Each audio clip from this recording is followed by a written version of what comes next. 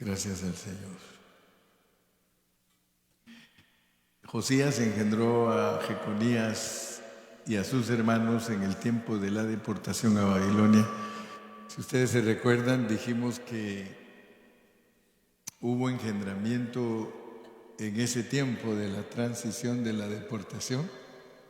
Hubo engendramiento. Veníamos hablando de que fulano engendró a sutano y vimos cómo al rey David nos lo ponen 2 veces, ¿verdad? O sea que... ¿Se oye un eco? Por allá me están controlando bien. Quítenle el eco. Ya está mejor. Entonces decíamos que en el versículo número 6, hay bastante eco. Versículo 6 dice, Isaí engendró al rey David y el rey David engendró a Salomón. Quiero que vean que cómo se repite. Se repiten, o sea que técnicamente los patriarcas terminan con el rey David y los reyes comienzan con el rey David. Así nos lo ponen. Isaí engendró al rey David y el rey David engendró a Salomón. Entonces podemos ver cómo finaliza la lista de los patriarcas y luego sigue la lista de reyes, pero veamos que David es repetido ahí.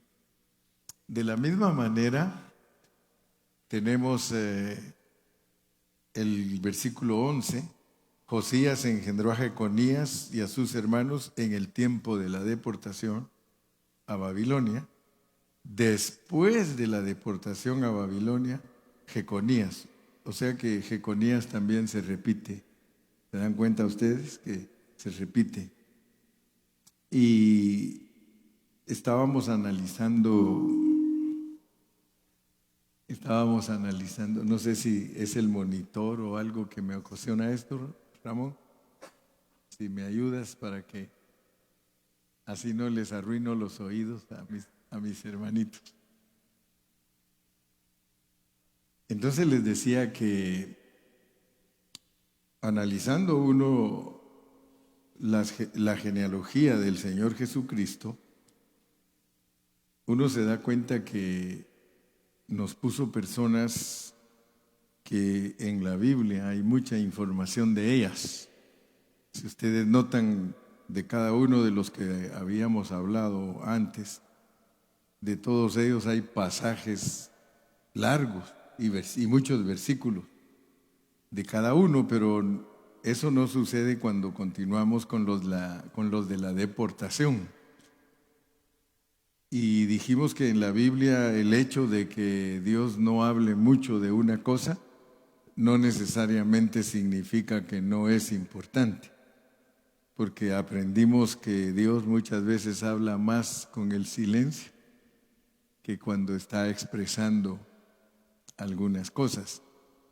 Entonces, aquí al llegar a después de la deportación, estamos hablando de que ya estas personas estaban en el exilio, estaban, algunos le llaman la diáspora, el exilio. Aquí en las versiones de nosotros dice deportación. Y esta semana que pasó yo estuve diciéndoles cómo funciona la deportación aquí en la Biblia, cómo funciona el exilio. Y nosotros tenemos que captarlo, aprenderlo, porque es la palabra de Dios revelada a nosotros. Significa que la deportación es un castigo. O sea que es un castigo de Dios deportar a su pueblo debido a que su pueblo fue descuidado, no se preocupó de honrar a Dios en lo que Él pedía, que no hubieran ídolos, que no fueran a otros dioses, que derribaran los lugares altos, que destruyeran todo lo que había desviado al pueblo de Dios de la realidad que Dios quería que tuvieran. Entonces nos dimos cuenta que Dios los castigó porque dijo: hasta aquí, ya no es posible, ya no se puede rescatar a estos, hay que castigarlos. Pero noten ustedes que el castigo de Dios nunca es para mal. El castigo de Dios para nosotros, dice la Biblia, que es disciplina, pero para que participemos de su santidad. Así lo expresa Hebreos, dice que si soportamos la disciplina de nuestros padres terrenales, ¿cuánto más no debemos de soportar la disciplina de nuestro Padre Celestial, que es el Padre de los Espíritus? Entonces ahí nos damos cuenta que cuando uno está en su país y está siendo gobernado por su propio gobierno, o sea que en ese momento nosotros podemos decir: yo soy un citizen, ¿verdad? Pero ya vieron que en la deportación no pueden ustedes decir I'm a citizen. O sea que nos trajeron a todos, ¿verdad? Algunos venimos de una manera, otros vinieron o llegaron de otra manera, pero solo cuando uno está en su propia tierra donde uno nació y gobernado por sus corruptos, ¿verdad? Entonces uno puede decir que uno es citizen. Pero imagínense ustedes, Dios lo saca a uno.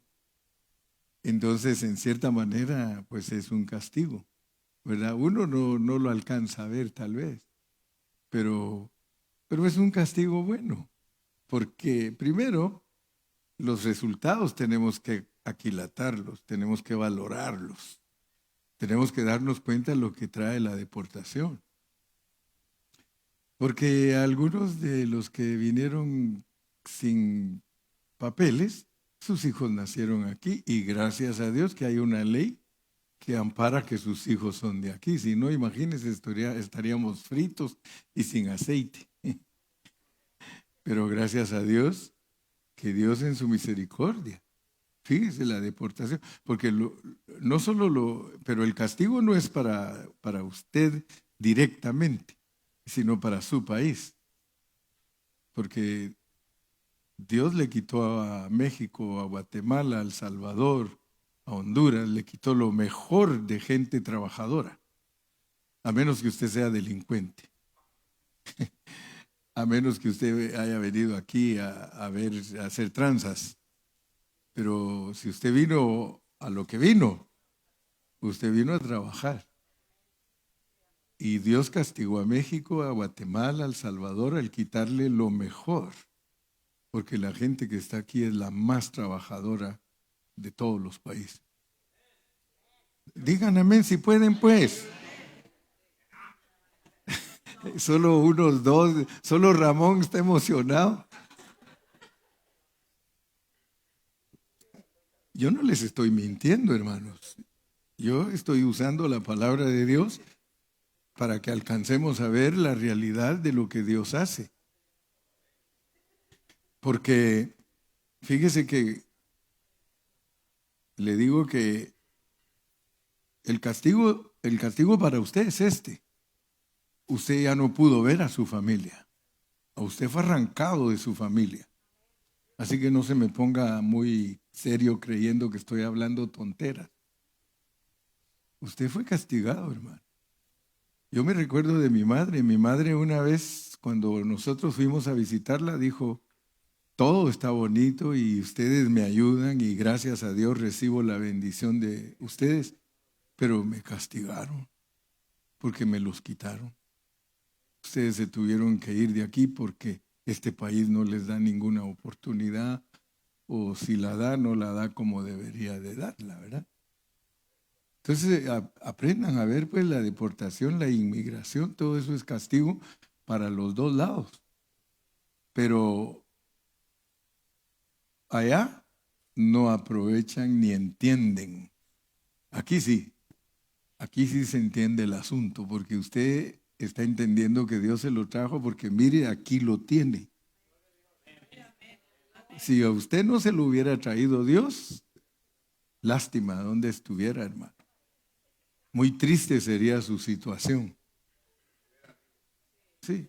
Puede ser que algunos ni vivos estuvieran, ya los carteles se hubieran encargado de desaparecerlo.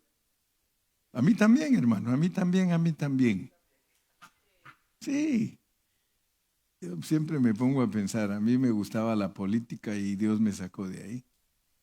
Y porque esas eran mis miras. Yo quería llegar a ser un gran abogado en Guatemala para llegar a ser un gran corrupto, moviéndome en los negocios turbios, porque eso es lo que tenemos todos los países, aún aquí, que ya está la situación igual. Y la clase no es de política, pero estamos hablando de deportación.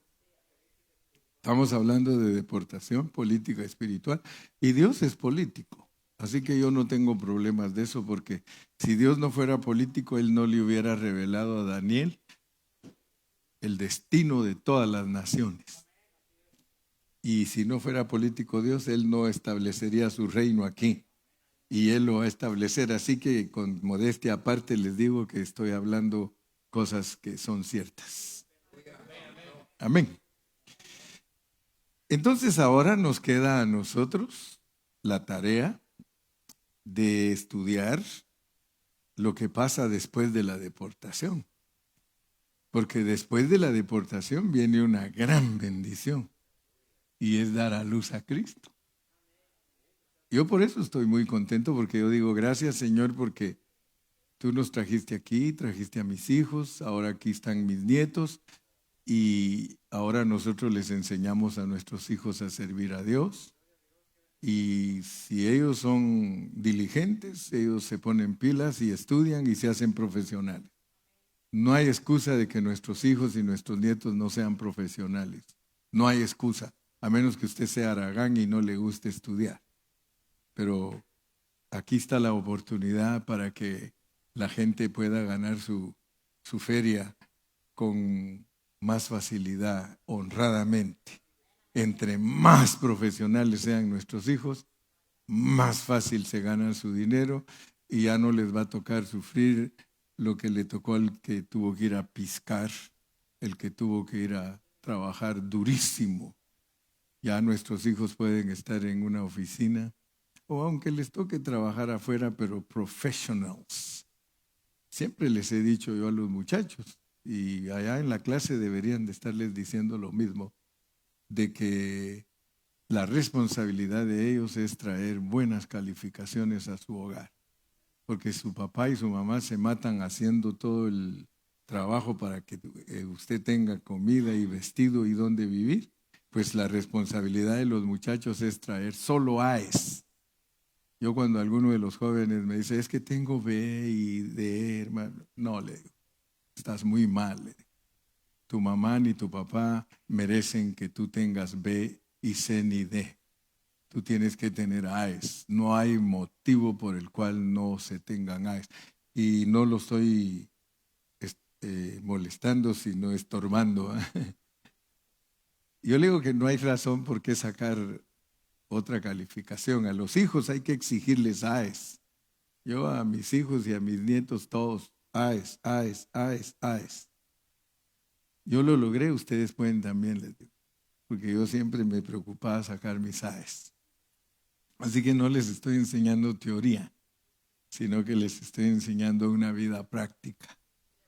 Entonces ahora pues tenemos que considerar muy seriamente cómo se da luz a Cristo, no siendo patriarcas ni siendo reyes. Pero a la verdad somos reyes y sacerdotes. Pero just in case que algunos de ustedes sean un poco dejadotes, ¿verdad? Un poco dejadotes, que no les guste esforzarse, porque lo de Dios es de esforzarse. A Josué le dijo, esfuérzate y sé valiente. No temas ni desmayes porque Jehová tu Dios está contigo donde quiera que vaya. Entonces, yo espero que ustedes alcancen a ver el castigo de la deportación. Hay directo y hay indirecto, ¿verdad? El castigo a nuestros países les quitaron a México. Aquí hay creo que 20 millones de mexicanos hay aquí. 20 millones de mexicanos son 2 veces Guatemala, hermano, entera. Y todo eso se lo quitó Dios a México. Se lo quitó porque todos los mexicanos trabajadores están aquí. Ay de aquel que con ciega locura, así dice el himno de Guatemala. Ay de aquel que con ciega locura sus colores pretenda manchar. Hablando de la bandera, ¿eh? Y todos la manchan, pero ni modo. Entonces, si alcanzamos a ver todo eso, pues nosotros vamos a comprender que Dios nos puso aquí para que Cristo se forme en nosotros. Y el primero que tenemos que ver aquí, mire, después de la deportación a Babilonia, Jeconías engendró a Salatiel. Hay un hermano de México que es hermano de Jacobo y se llama Salatiel, y Salatiel vive aquí. Salatiel es uno de los trabajadores que se trajeron de México. Y cuando uno estudia estos nombres, porque estos nombres son un poco oscuros, no son muy conocidos, o sea que no se habla mucho de ellos. De algunos sí, aunque sea un poquito se habló. Pero hablando de Salatiel, yo me puse a buscar y sí aparece en otros lugares su nombre, pero quiero decirles lo que significa su nombre, porque por ahí empezamos siempre. Importantísimo, ¿qué significa el nombre Salatiel?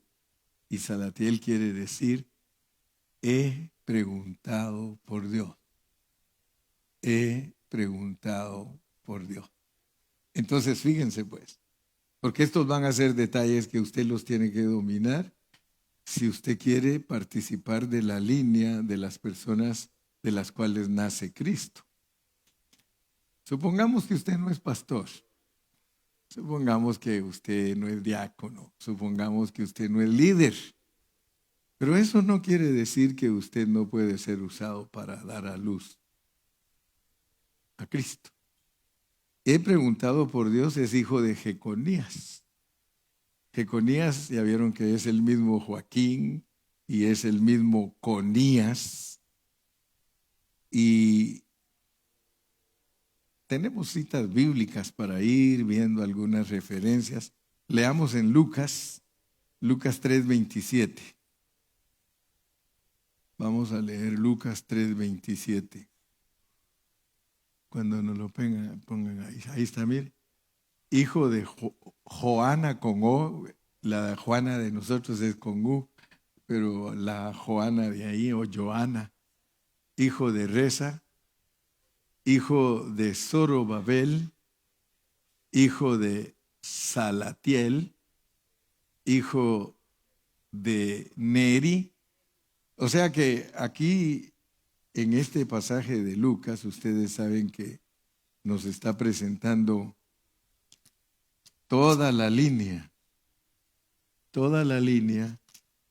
de el Señor Jesucristo. Empieza desde el versículo 23 y nos lleva hasta Adán. Del versículo 23, Lucas 3:23 a Lucas 3:38, nos muestra que Jesucristo es hombre verdadero porque nace de Adán. Veámoslo en el versículo 38, 3:38. Hijo de Enos, hijo de Set, hijo de Adán, hijo de Dios. Entonces, toda esta genealogía que nos presenta la palabra de Dios, aquí nos pone también a estos que fueron deportados. Aquí en esta lista están los que fueron deportados. Y notemos lo que dice el versículo 23, 3:23. 3:23. Jesús mismo, al comenzar su ministerio, era como de 30 años. Hijo, según se creía, de José, hijo de Elí. Ahora, todos nosotros los cristianos debemos ejercitar nuestros sentidos, porque cuando se nos habla de Jesús, se habla de Jesucristo, uno debe de entender que el arreglo divino, el arreglo que hizo Dios, ya ven que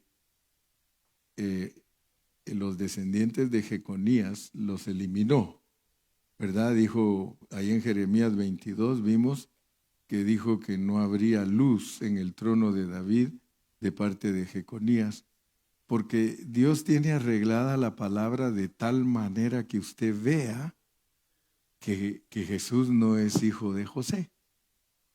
Por eso en todo el Espíritu Santo tiene el cuidado de, en cada pasaje, miren este pasaje, el cuidado que tiene el Espíritu Santo. Según se creía, pero eso no quiere decir como Jesús, fulano hijo de sutano, sutano hijo de mengano.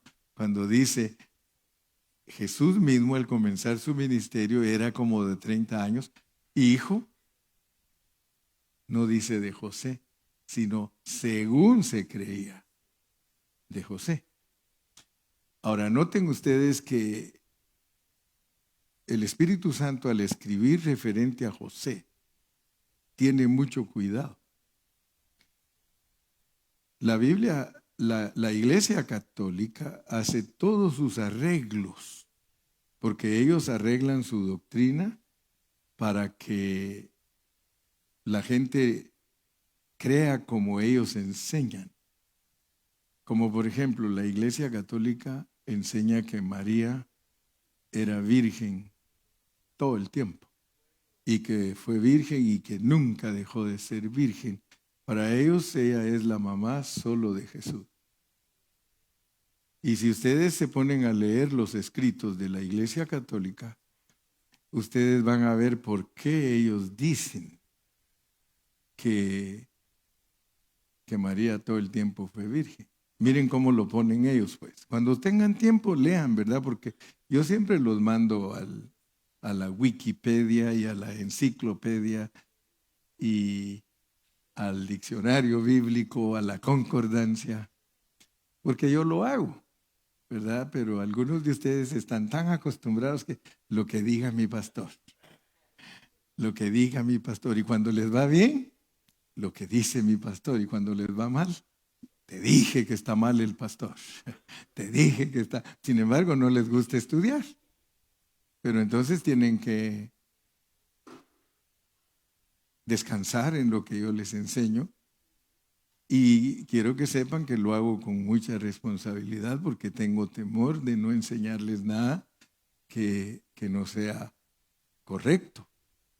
Y porque dice que yo velo por las almas de ustedes y daré cuentas, dice. Y por eso a ustedes les conviene, dice, que se porten bien para que yo lo haga con alegría. Cuando los hermanos no se portan bien con el pastor, ellos están ignorando el privilegio grande que Dios le ha dado al pastor. Porque muchos hermanos no respetan al pastor como tal. Aunque la Biblia dice, sujetaos a vuestros pastores, ellos dicen, a mí me vale. Tal vez no lo dicen con la boca, pero con sus actos. Les vale el pastor. Pero quiero que sepan que el pastor va a dar cuentas a Dios de sus almas. Así lo dice la Biblia. Y dice que no se quejen del pastor para que él esté contento, para que haga con alegría el trabajo. Porque pues ciertamente, ¿verdad? Aunque uno pues yo no me quisiera molestar cuando me atacan o no me quieren o me critican o no están de acuerdo conmigo. Yo dentro de mí digo, no me debo congelar, no me debe de afectar, no me debe de afectar. Pero a veces, hermano, como uno no es de palo ni es de hierro, le afecta a uno. Claro que le afecta, hermano. No va a creer que si usted me mira a mí indiferente no me afecta. ¿Cómo? Mire, yo les digo a algunos de los que están aquí, ¿cómo creen ustedes que se sienten si yo paso a la par de ustedes y no los saludo? ¿Cómo se sienten ustedes si yo paso al lado suyo, hermano, y lo ignoro? ¿Verdad que ustedes se sienten mal si el pastor hace eso? Pero muchos de aquí lo hacen. Hay muchos hermanos de aquí, ahí viene el pastor y así, mire. ¿Verdad? No es el único, hay más, dice. No, en serio, hermanos, miren. Por eso yo les digo que estoy tratando de darles lo mejor a ustedes. Me preparo para traerles la enseñanza. La Iglesia Católica tiene la historia así, de José. Ya saben que ellos le llaman San José, ¿verdad? San José, y es santo con ellos y es patrón en España, es patrón de ciertas ciudades. Ellos tienen la historia así. Ahí la leen. Dice que la Virgen María tenía como 14 años cuando José se acercó a ella. Dicen que lo hizo por protegerla a ella porque estaba jovencita y se acercó a ella y que él tenía 50 años. Y cuando José supo todo el rollo, porque dice que le tuvo que hablar un ángel, ¿verdad? Y dice que José era viudo, así lo tiene la Iglesia Católica. Por eso cuando ustedes discutan con un católico, acuérdense que tienen que saber cómo está enseñado él. Él está enseñado que José era viudo y que tenía 4 hijos y que son los que están ahí en la Biblia, los hermanos de Jesús. Entonces por eso ellos le dicen a la gente, ella era virgen. Sus hermanos, fulano, sutano y mengano, eran los hijos de José que vinieron a la vida de la Virgen cuando él se desposó con ella. Entonces por eso es que ellos le dicen a los católicos, los evangélicos están mal, que lean la historia los evangélicos. José era viudo, sus hermanos fulano, sutano, y dice, eran hijos de José. Dice. Pero el asunto es que la Biblia dice otra cosa. Porque la Biblia dice que José conoció a María después que tuvo a su primogénito, lo cual significa que tuvo vida sexual con ella, aunque no haya tenido hijos con ella, ya no es virgen. Que yo sepa. Si la Biblia es bien clara y dice que José conoció a María después que dio a luz su hijo primo. Ahí está la pura verdad. Por eso no se vayan a poner a discutir que eran hermanos y que esto y que lo. La mejor versión para poder refutar y decir que la Virgen siempre fue virgen es que la conoció José después de que nació su primogénito. ¿Estamos? Ok, los estoy instruyendo para que sepan y conozcan cómo funciona todo este asunto. Entonces, aquí tenemos un aspecto para nosotros si queremos ser la madre de Jesús, porque dice que su madre, sus hermanos y sus hermanas son los que hacen la voluntad de su Padre que está en el cielo. Entonces aquí hay un llamado para nosotros a ser salatieles, los que preguntan por Dios. Hermano, ¿qué entiendes tú por preguntar por Dios? Dani, ¿qué entiendes tú si te dicen el que pregunta por Dios? Explícanos un poquito de la actitud de un salatiel, porque su nombre significa el que pregunta por Dios.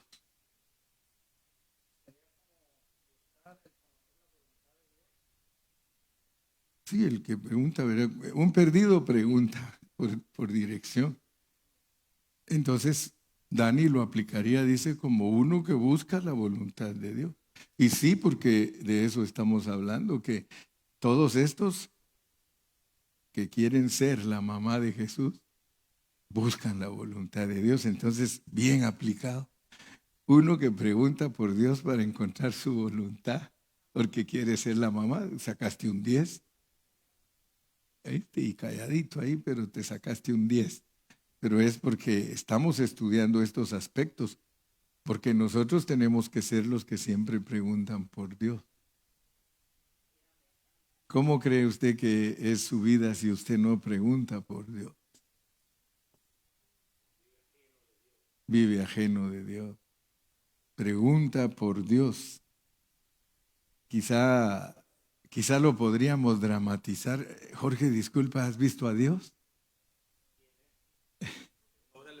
Sí. Sí, Jorge, ¿me podrías hablar de Dios? Salatiel es el que pregunta por Dios.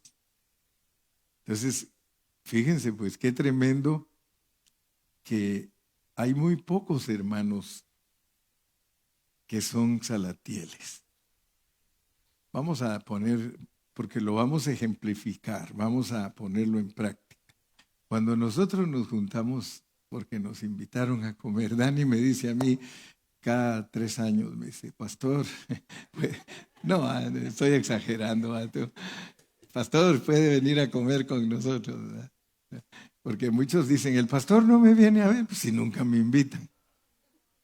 ¿Verdad? ¿Usted quiere verme a mí? Invíteme. ¿Verdad? Porque muchos dicen, el pastor aquí ni se para. ¿Cuándo me ha invitado? Yo no voy a llegar de chute. Así dicen en Guatemala. En Guatemala dicen chute. Los mexicanos dicen metiche o de gorrón, ¿verdad? No voy a llegar ahí buscando. ¿Y qué hicieron hoy de comer? Por casualidad, porque como tenía yo mi vecinita que cada vez que llegaba a la casa le decía a mi mamá, doña Beatriz, yo nunca he comido de eso. Nunca he comido de la comida que estaba haciendo mi mamá. Gorrona era la vecina. Pero quiero decirles pues que a veces nosotros nos juntamos y en vez de ponernos a hablar de las cosas de Dios, nos ponemos a hablar de otras cosas. De veras, nos ponemos a hablar de otras cosas. ¿Por qué cree usted que la iglesia está metida en problemas? Por sus habladas, por mis habladas. Porque los hermanos deben saber que no es un pajarito el que se los dijo, fue un hermanito. Porque a veces dice, un pajarito me lo dijo, dice, pajarito, era una burraca. Pajarito, un pajarito me lo dijo, hermano. Nosotros tenemos problemas en las iglesias porque nosotros no somos salatieles.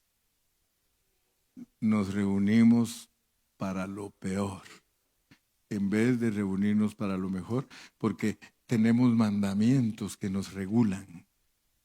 Dice, hablando entre vosotros y cantando cánticos espirituales. O sea, es importantísimo, hermanos, esto que estoy hablando, porque estos son aspectos para dar a luz a Cristo. ¿Quién se puede imaginar, hermano, que Salatiel significa he preguntado por Dios? Cuando nosotros nos juntemos en los hogares, hermano, preguntemos por Dios. A mí me gusta cuando los hermanos dicen, hermano Carrillo tiene algo que compartirnos, pero también deberías de ser tú igual, ¿verdad? Salatiel, he preguntado por Dios. Eso es un diccionario. Otro diccionario dice que Salatiel quiere decir yo he pedido a Dios. Yo he pedido a Dios. Entonces, podemos aplicarlo también a pedirle a Dios. Juntémonos para orar. Yo he pedido a Dios.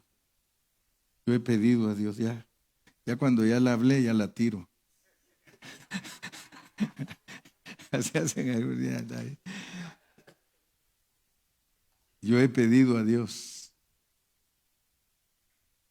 ¿Cuántos de nosotros nos juntamos para pedirle a Dios? Los días martes nosotros venimos aquí y yo estoy seguro que a todos los que oran Dios los conoce. Dios los conoce. Yo sé que en la oración Dios dice, ahí vienen mis hijos, porque venimos a hablar con Él. Yo insisto en los días martes y les digo, hermanos, aquí estamos hablando con Dios.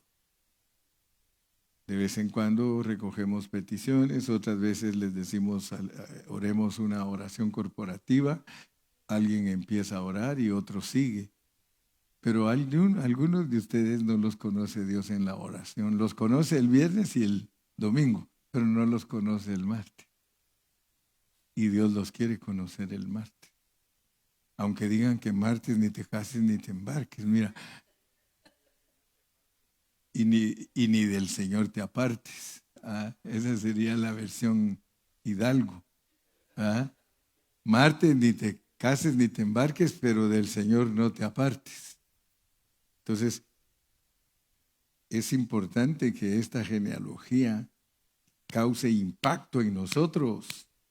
Salatiel, ¿verdad? Salatiel era muy importante porque Salatiel da a luz a Zorobabel. Y ahí van a ver quién es Zorobabel. Si nosotros leemos ahí en Esdras, leamos en Esdras 3, Esdras 3:2. Ahí en todo el capítulo 3 nos empiezan a hablar de Zorobabel. Esdras está antes de Nehemías.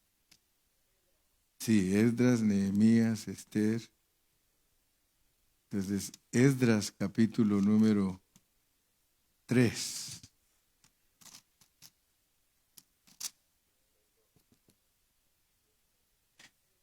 Esdras 3, podemos leer sí, ahí está, dice, entonces se levantaron Jesúa o Yeshua, no, ese es Jesúa, hijo de Josadac y sus hermanos los sacerdotes, y Zorobabel, hijo de Salatiel. Y mire en qué parte aparece Zorobabel. Edificaron el altar del Dios de Israel para ofrecer sobre él holocaustos, como está escrito en la ley de Moisés, varón. El que produjo Salatiel va a ser uno que edifica el altar de Dios. Y el altar de Dios es la cruz del Calvario y es donde nosotros nos presentamos para que satisfagamos el corazón de Dios como un sacrificio vivo. Dice que presentemos nuestros cuerpos en sacrificio vivo, santo y agradable a Dios. Entonces, veamos pues que la Biblia está arreglada en una forma preciosa de que un Salatiel produzca un Zorobabel. Y aquí se nos pone a Zorobabel como alguien que edifica.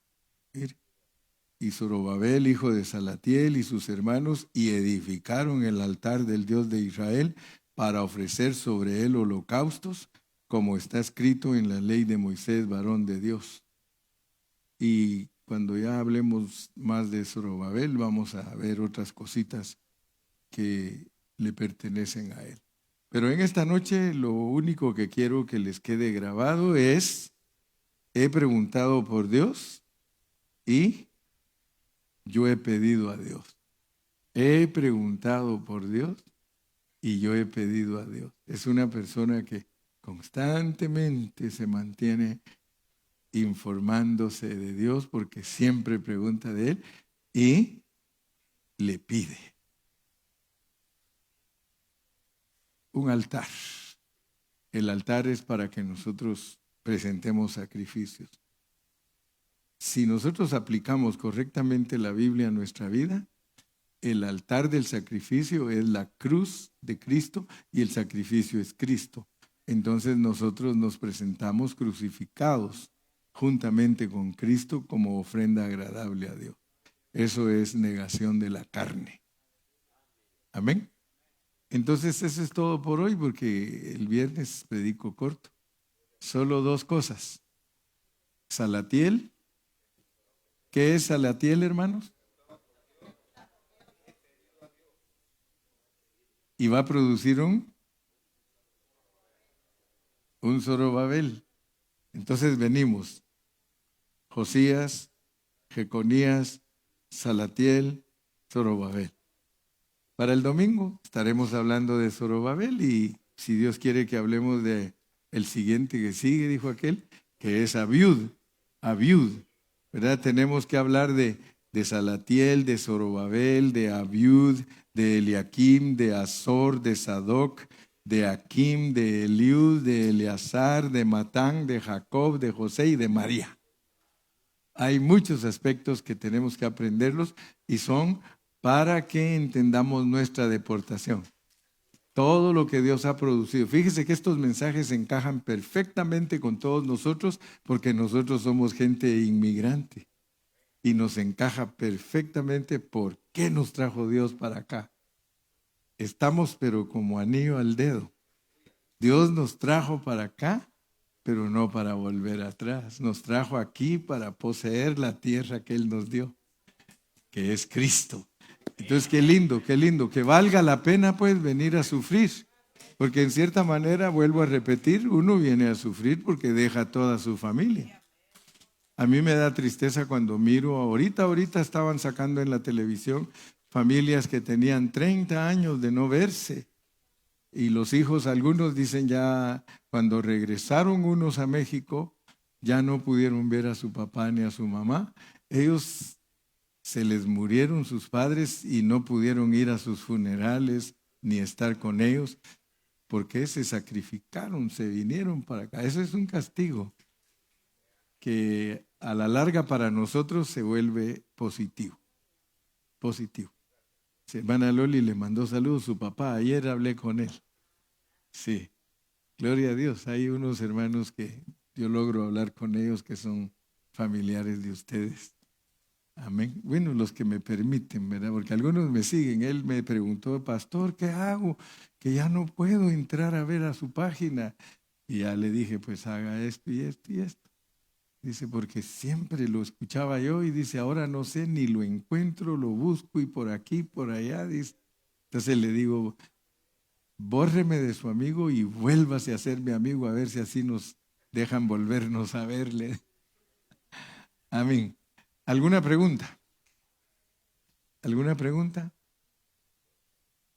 ¿No hay preguntas? Interesante, ¿verdad, Gilmar? Bien interesante. Bueno, Dios me los bendiga a todos. Entonces vamos a orar. Padre Celestial, queremos darte gracias en esta noche por esta nueva misericordia que tienes para nosotros. Gracias que nos permitiste este día viernes estar aquí todos reunidos con un corazón abierto, con un corazón dispuesto, Señor, para...